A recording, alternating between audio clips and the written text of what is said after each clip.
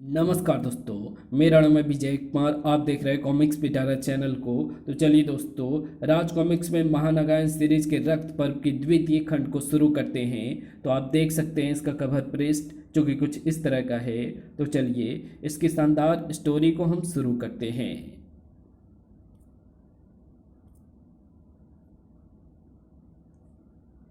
अद्भुत, मुझे पता था, पर फिर भी इसकी भव्यता, इसकी शक्ति मूल क्षेत्र देखने से ही पृथ्वी पर घटने वाले हर घटनाक्रम का केंद्र लग रहा है। पर क्या इनको पता है कि इनका नया राजा आने वाला है? राजा मात्र नागद्वीप का होता है विशाला, और उसका कर्तव्य मूल क्षेत्र की सुरक्षा मात्र है। मूल क्षेत्र नियमों पर चलता है, उसका अपना विधान है। नागद्वीप का राजा इसमें दखल नहीं देता। ये बदलेगा, नए राजा के साथ कुछ तो बदलेगा। फिर तुम तो हो ही मार्गदर्शन के लिए। अरे, ये क्या है?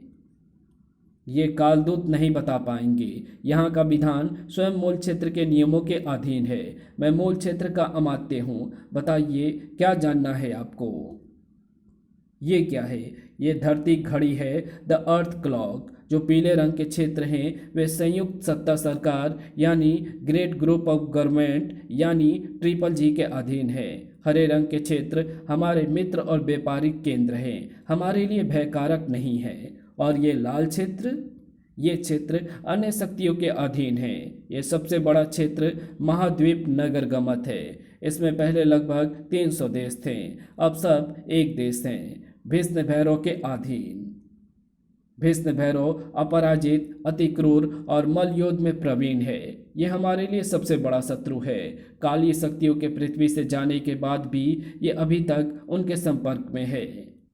नहीं, श्वेत हमारे उन एजेंटों के रंग हैं जो इच्छाधारी नाग हैं और मित्र तथा शत्रु देशों में अपनी पहचान छुपाकर रहते हैं और हम तक आवश्यक जानकारी पहुंचाते हैं। और मगर ये पकड़े गए तो मित्र देश में राजनयिक दबाव काम कर जाता है, परंतु शत्रु देश में मृत्यु ही एकमात्र अंत है। तो गमत में हमारा मात्र एक ही एजेंट है। जी। कौन है वो? जी क्षमा करें, ये जानने की अनुमति नहीं आपको। क्या कहा तूने? अख, नीचे उतारिए देवी। मत दे मुझे उत्तर, पर जो नागद्वीप का नया राजा बनेगा उसको तो उत्तर देगा ना। प्रतीक्षा कर। नया राजा? ये कौन आ गया? आसार अच्छे नजर नहीं आ रहे हैं। अब क्या विपरीत विष वाले हम पर राज करेंगे? कालदूत चुप क्यों है? ऐसी घोषणा तो सभा बुलाकर उत्तम मुहूर्त में की जाती है। फिलहाल तो मुझे गमत के एजेंट पाइजन 96 की चिंता होने लगी है। 4 दिनों से उसका कोई सिग्नल तक नहीं आया। अब हम क्या कर सकते हैं? पिछली सूचनाओं के अनुसार वो किसी अत्यंत खास और गुप्त सूचना के एकदम करीब था, पर वो सूचना हम तक पहुंचने से पहले ही हमारा उससे संपर्क कट गया था। बस उम्मीद है कि वो अब तक जीवित हो। मगर चिंता मत करो, वो एजेंट हमारे सर्वोत्तम में से एक है। 50 की खूंखार भीड़ को अकेला चीर सकता है, रूप बदल सकता है और वायु मार्ग भी ले सकता है। लेकिन अगर वो पकड़ा गया तो मूल क्षेत्र का रहस्य भी उजागर हो जाएगा। तो अब क्या करें? गमत में वही जिंदा रह सकता है जो दूसरों की जान ले सके। क्रूरता वहाँ का मूल शब्द है। क्रूरता को क्रूरता ही मारेगी। रेस्क्यू एजेंट ने काम करना शुरू कर दिया, वही भेजेगा किसी को मदद के लिए। बस उससे पहले कोई उसे ढूंढ ना ले। अकेला है हैंडसम। भीष्म भैरव ने उसके पर्सनल सेंटर में घुसने वाले पर 100 करोड़ का इनाम रख दिया है। मेरे दोस्त आ सकते हैं कभी भी। दोस्त? Naughty naughty. कितने दोस्त हैं? चल, मीरमा देख लेगी सबको। तेरा फ्लैट या मेरा फ्लैट? ओ, यही तेरे दोस्त हैं? नहीं, शायद तेरे दोस्त हैं। यही हैं। इनके शरीर पर महामहिम के कक्ष की अल्ट्रावायलेट धूल चिपकी हुई है। Oh my God, oh my God, ये कौन है? ये महामहिम के पर्सनल सेंटर में हुई सेंधमारी का अपराधी है। 100 करोड़ की गड्डी भरा सूटकेस है। बस 1-2 लाख मुझे दे देना, सिर्फ ध्यान बटाने के 2 लाख। चल ठीक है, लेकिन मुझे पैसे मिलने के बाद। इसको जिंदा पकड़ने का आदेश अगर ना होता तो काम आसान हो जाता, पर मेरे सारे आदमी एक्सपर्ट फाइटर्स हैं। जल्द ही काम खत्म हो जाएगा। हो गया। तो एक्सपर्ट भी है और फास्ट भी है। 15 सेकेंड में काम तमाम। तेरी हड्डी के टुकड़े करने में मजा आएगा, पर घबरा मत, टूटी हड्डी तेरे शरीर के अंदर ही रहेगी। तुझे मरने नहीं दूंगा मैं। तू पे ऑर्डर है 100 करोड़ का। भड़ाक। ये गमत है। यहाँ का मामूली नागरिक भी मल्लयुद्ध में एक्सपर्ट होता है। उनको चित करना मामूली बात नहीं है। तू भी एक्सपर्ट है, पर अब क्रसर को चित करके दिखा। धाड़। लेकिन उसके लिए तुमको पहले अपने होश को संभाल कर रखना होगा। रख पाएगा? भड़ाक। रख पाएगा? हो गया तेरा काम खत्म। सत्य वचन, तेरा काम खत्म। तू अभी भी होश में है। असंभव, तुझे जिंदा पकड़ने की कोशिश आत्मघाती होगी। अब तेरी लाश नहीं, तेरे चिथड़े भरा थैला जाएगा महामहिम के पास। तुझ पर सेडर बीम बेअसर रही। इसे तो कोई बैरियर भी रोक नहीं सकता। सब मिलावटी आ रहा है आजकल भाई। तो शायद गलती से अपने बच्चे की लेजर आई वाली गन उठा लाया है। सो जा। तूने अपने मेरे 2 लाख भी गवा दिए, गधे। चटाक। चुप मूर्ख औरत। देखने दे मुझे कि श्रेडर बीम से बचने वाला ये कौन है। ओह गॉड, ये तो एक नाग है। डेड टीयर में क्रसर, तेरा इच्छाधारी नागों को कुचलने का सपना पूरा हो गया। मुझे तेरा शिकार मिल गया। मेघमाला मोड़ पर आ जा। उसका सपना पूरा हो गया। तू सपना देखना शुरू कर ले। अनंत काल तक देखना। जैप। रुक जाओ रास्टर, मेरे साथ आओ। तुम मेरा नाम कैसे जानती हो? कौन हो तुम?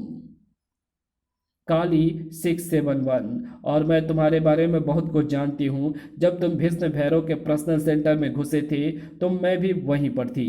15 दिनों से घुसने का रास्ता ढूंढ रही थी, पर तुम ना जाने किस रास्ते से अंदर जा घुसे। मुझे पता था कि अंदर जाते ही घुसपैठिया रेडियो एक्टिव डस्ट से नहा जाएंगे। मैं उसी से बचने के रास्ते तलाश कर रही थी, पर तब तक तुम अंदर होकर बाहर आ चुके थे। उसके बाद तुम गायब हो गए। गमत में तुमको ढूंढना रेगिस्तान में सुई ढूंढने जैसा था। मैंने राज्य के ही आदमियों को फंसाया और सरकारी साधनों की मदद से क्रसर तुमको ढूंढते ढूंढते मुझे तुम तक ले आया।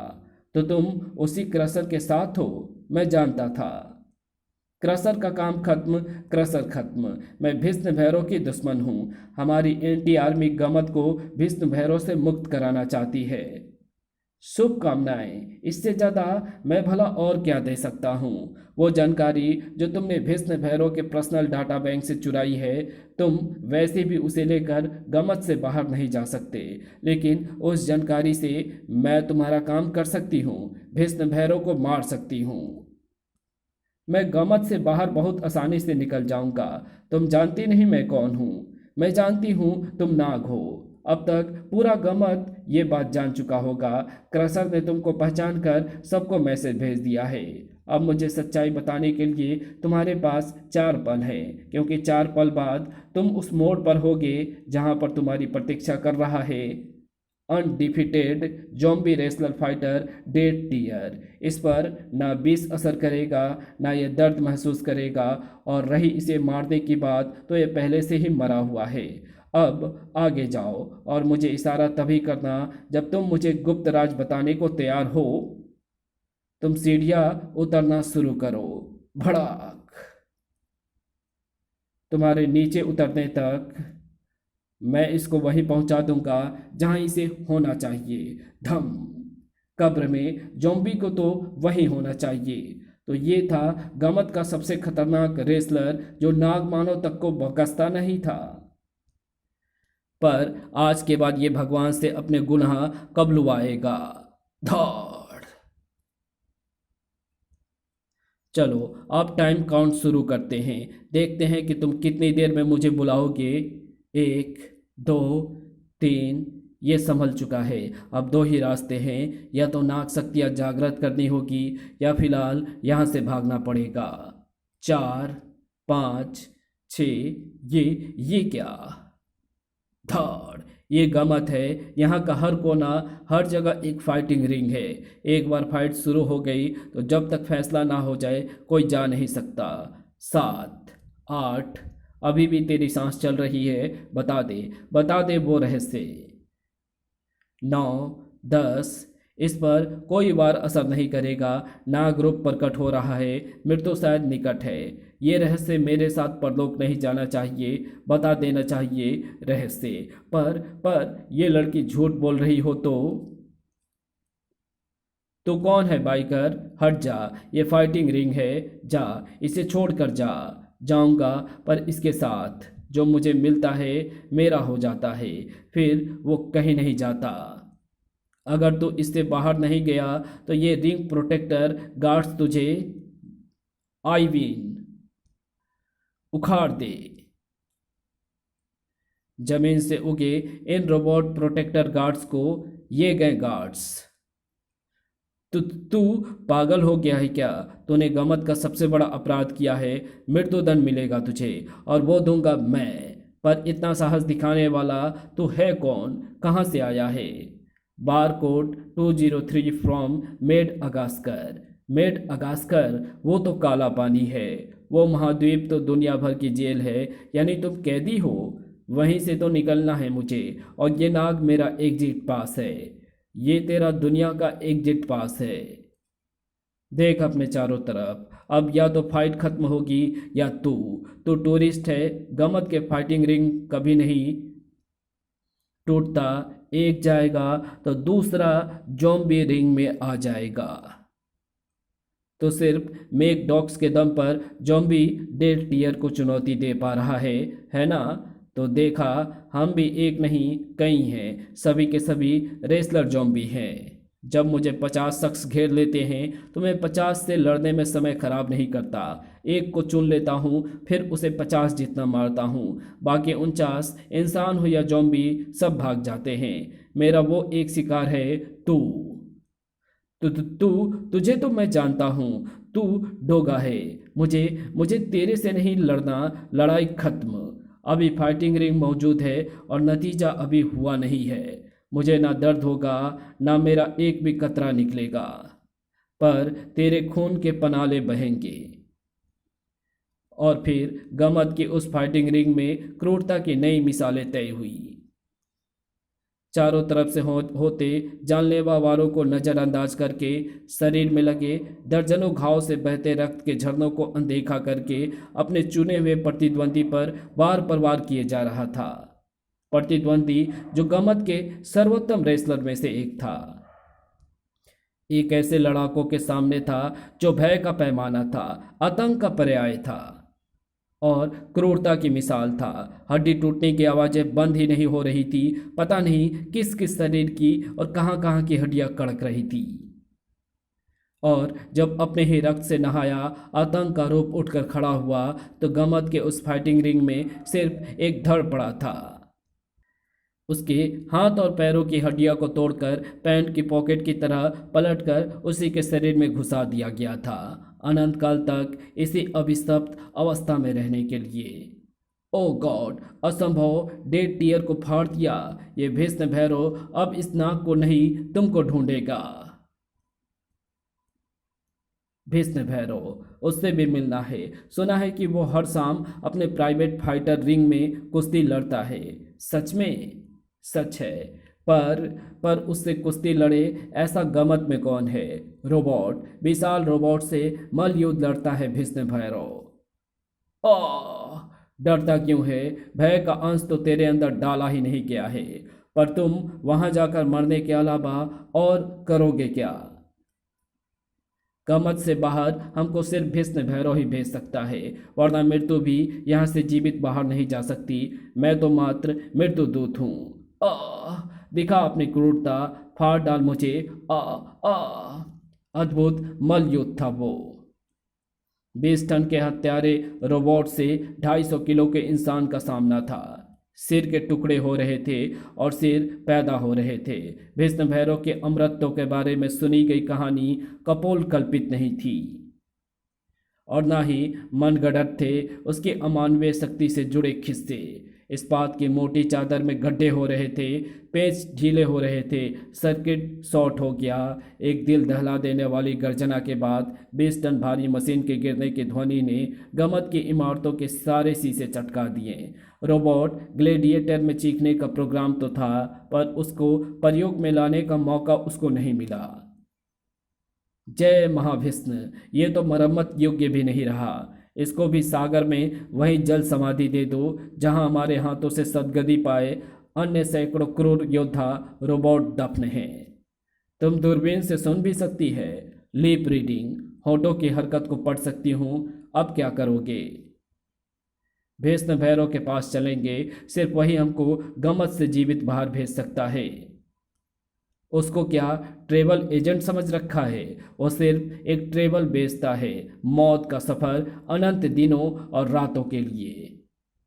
हमारी सहायता वही करेगा, बस हमको इस योद्धा रोबोट की अंतिम क्रिया तक इंतजार करना होगा, क्योंकि हम उसके अंदर होंगे। भीष्म भैरव से हम फिर कभी मिलेंगे, कुछ महीनों या कुछ वर्षों बाद, जब हम वापस गमत में आएंगे। ब्रिलियंट। जब तुमने कहा था कि भीष्म भैरव ही हमको गमत से बाहर भेज सकता है, तो मुझे लगा था कि मैं भीष्म भैरव की कनपट्टी पर गन रखकर उससे ये काम कराऊंगा। पर अब हम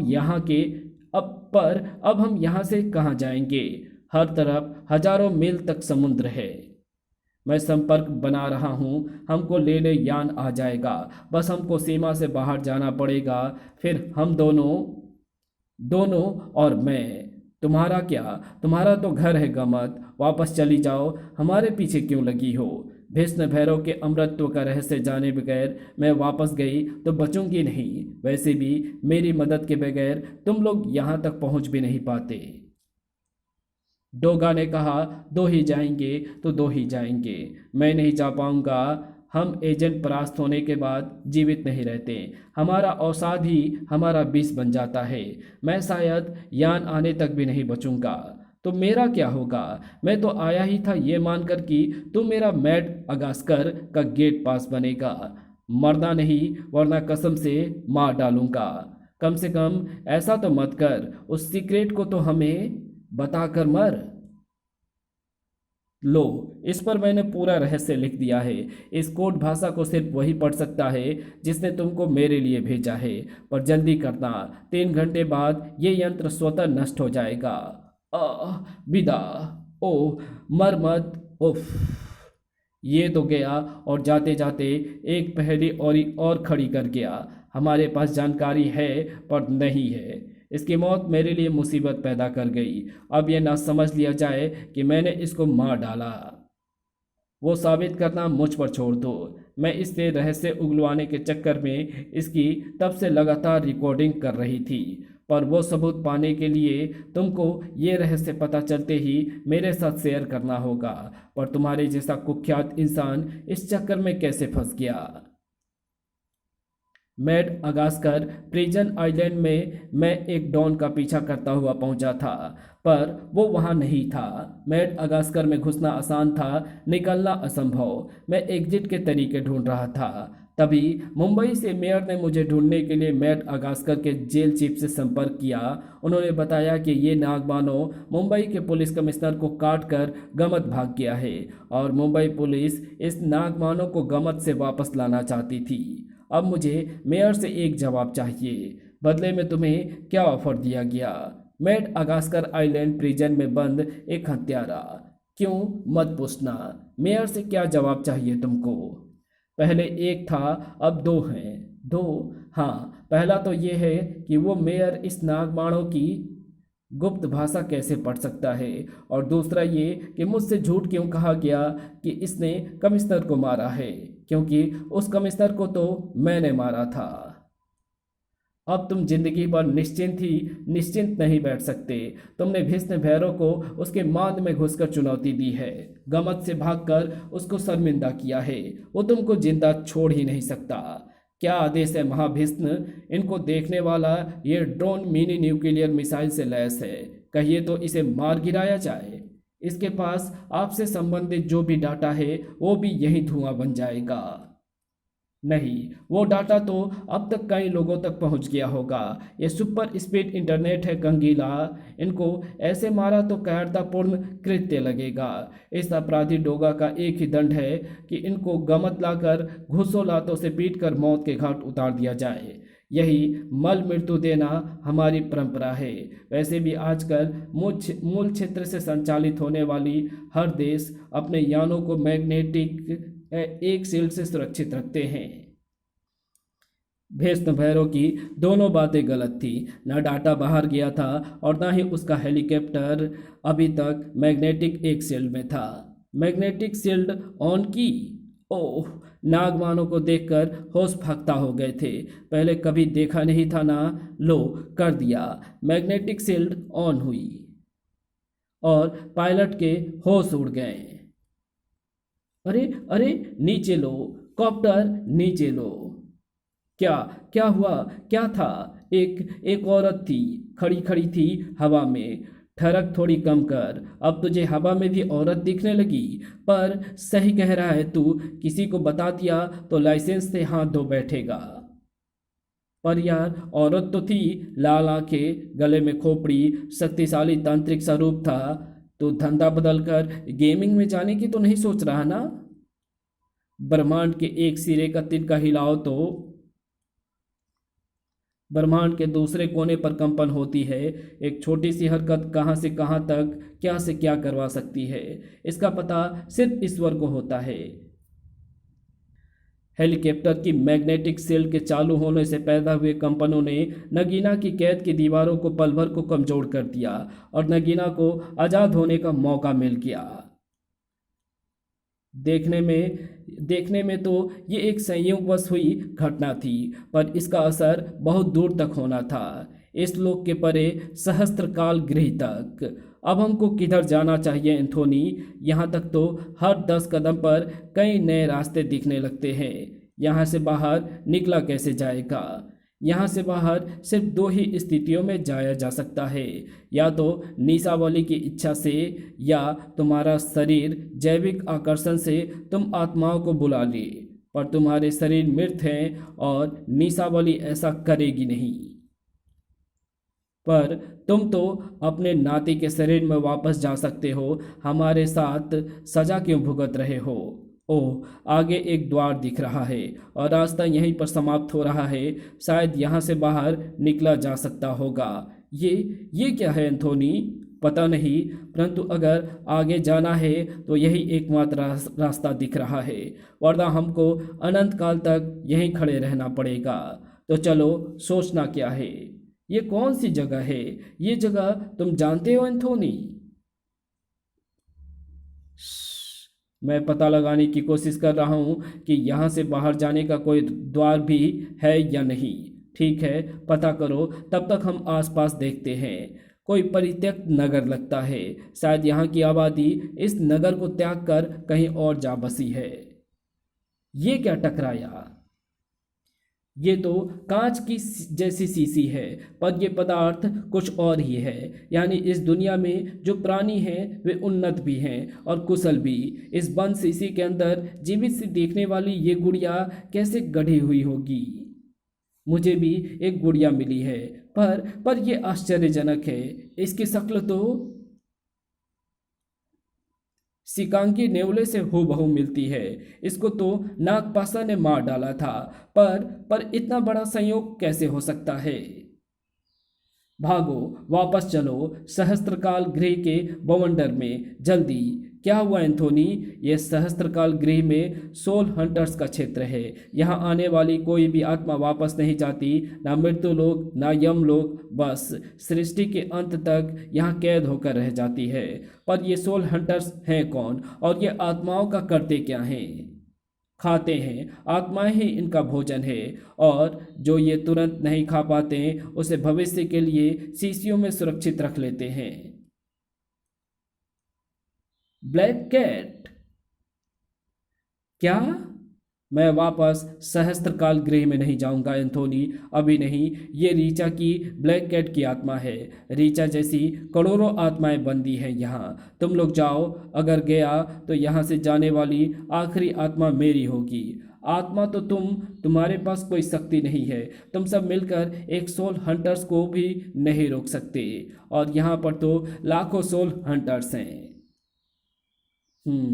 ये अच्छा टाइम पास है। सहस्त्रकाल गृह में तो मैं बोर हो गया था, अब कुछ ऊर्जा आएगी। हम सब तुम्हारे साथ हैं ध्रुव, जाएंगे तो सब, वरना कोई नहीं। अब तुम लोगों ने ठान ही लिया है तो मैं तुम्हारे निर्णय के साथ हूँ, पर याद रखना ये वो जगह है जहाँ पर आत्मा का सफर रुकता नहीं है, बल्कि आत्मा का अस्तित्व ही समाप्त हो जाता है। लो, आ गए हमारे शिकारी सोल हंटर्स।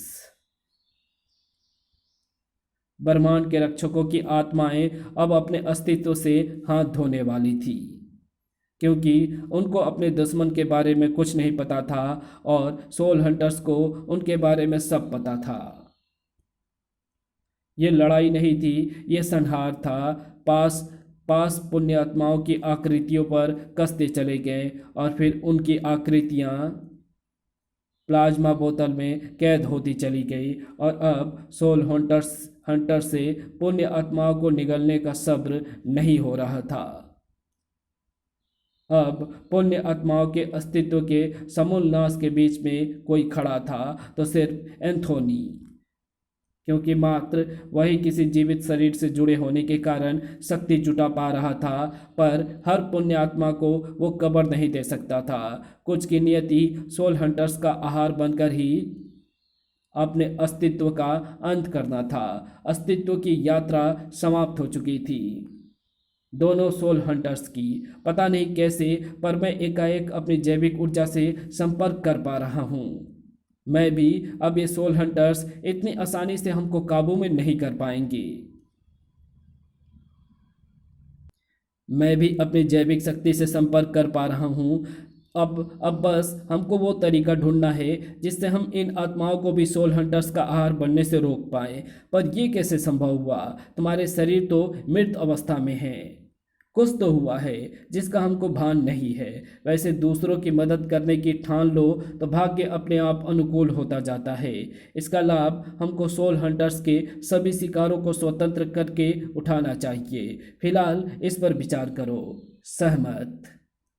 कैसा विचार? उसका समय नहीं है। सारे सोल हंटर्स तो एकाएक गायब हो चुके हैं। वे यहाँ कहीं नहीं हैं, मैं महसूस कर सकता हूँ। और अब ये कांच की शीशियाँ भी एक एक करके गायब हो रही हैं। सोल हंटर्स भी गायब और शीशियाँ भी। फिर सोल हंटर्स से हम इनको कैसे बचाएंगे? पर वे दूर से इन शीशियों को कैसे गायब कर पा रहे हैं? पता नहीं। मैं बस इतना जान पाया हूँ कि ये शीशियाँ नहीं हैं, प्लाज्मा पाउच है। हर प्लाज्मा अलग है, यानी ये सोल हंटर्स प्लाज्मा से ही अपने अपने शिकारों को पहचान सकते हैं, और प्लाज्मा के संपर्क के कारण ही ये अपने अपने शिकारों को खींच सकते हैं। यानी वे किसी तरह इन प्लाज्मा पाउचों से जुड़े हुए हैं। फिर तो हम समस्या खड़ी कर सकते हैं, या कहो गिरा सकते हैं। जिंगालू सुनो। अगले ही पल जिंगालू के आत्मिक बल ने भारी वजनों को प्लाज्मा पाउचों के विशाल ढेर पर ला पटका। इधर प्लाज्मा ढेर पर काफी चोट पड़ी, और उधर उन अनगिनत प्लाज्मा पाउचों से जुड़े सोल हंटर्स चीख उठे।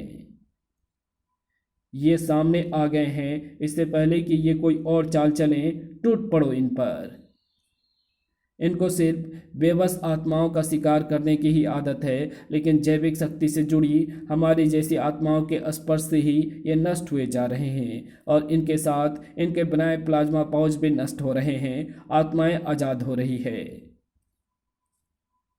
पर यह संख्या में बहुत अधिक है, और अगर इन्होंने इन आत्माओं का भक्षण करना शुरू कर दिया तो ये शक्ति पाने लगेंगे। इनमें से कई सारे तो पहले ही प्लाज्मा पाउच में कैद आत्माओं को खींचकर उनका भक्षण कर रहे हैं।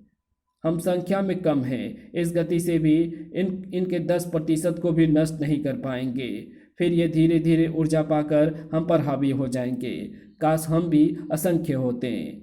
हम नहीं हैं, पर नागराज है ना, उसकी जैविक शक्तियों में असंख्य नाग भी शामिल है और जैविक शक्ति युक्त हर नाग आत्मा में सोल हंटर्स को फाड़ने की शक्ति है।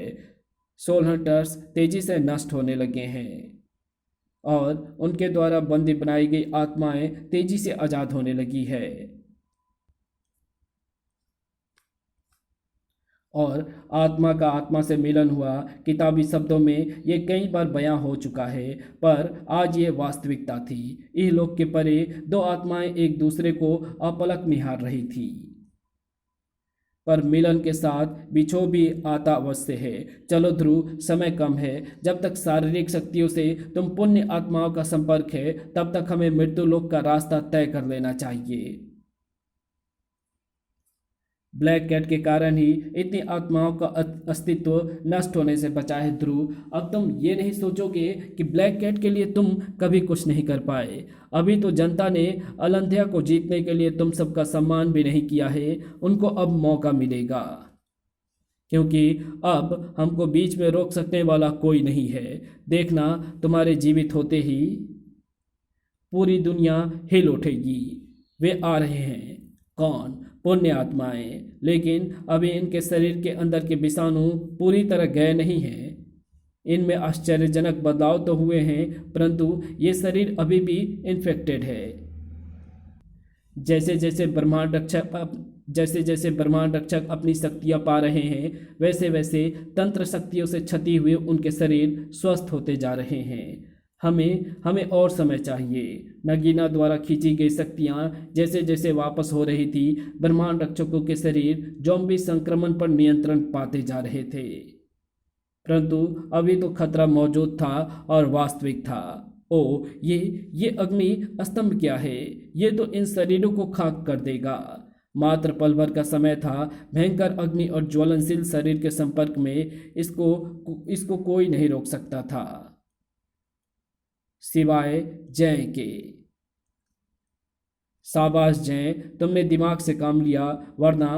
पर ये अग्नि स्तंभ छोड़ा किसने था? देखने से तो ये इस कहानी को यहीं समाप्त करते हैं। इसके आगे कहानी पढ़ेंगे इसके पार्ट 2 में। तो मिलते हैं इसके दूसरे पार्ट में। तब तक के लिए बाय।